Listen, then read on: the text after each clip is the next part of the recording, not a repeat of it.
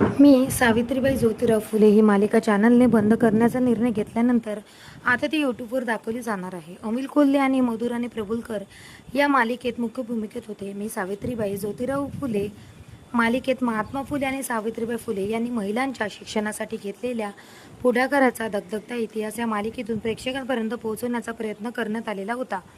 त्यामुळे चाहत्यांनी नाराजी व्यक्त केली होती. मात्र आता प्रेक्षकांना आणखी एक धक्का मिळालेला आहे.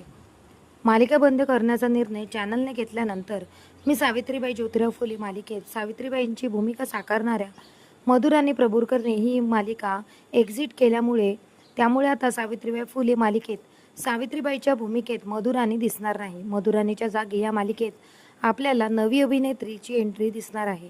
आता आम्ही ज्योतिराव फुले मालिकेत अभिनेत्री क्षमा देशपांडे सावित्रीबाई फुले यांची भूमिका साकारताना आपल्याला दिसणार आहे. स्टार प्रवाह आणि वरील प्रसारण बंद झाल्यानंतर मी सावित्रीबाई ज्योतिराव फुले ही मालिका आता मराठी वारसा या यूट्यूब चॅनलवर प्रसारित केली जाणार आहे.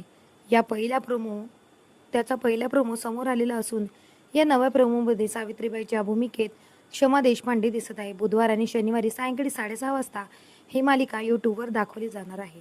तर तुम्ही सुद्धा या मालिकेला टेलिव्हिजनवर मिस कराल का? आम्हाला कमेंट करून नक्की सांगा. भेटू परत. धन्यवाद.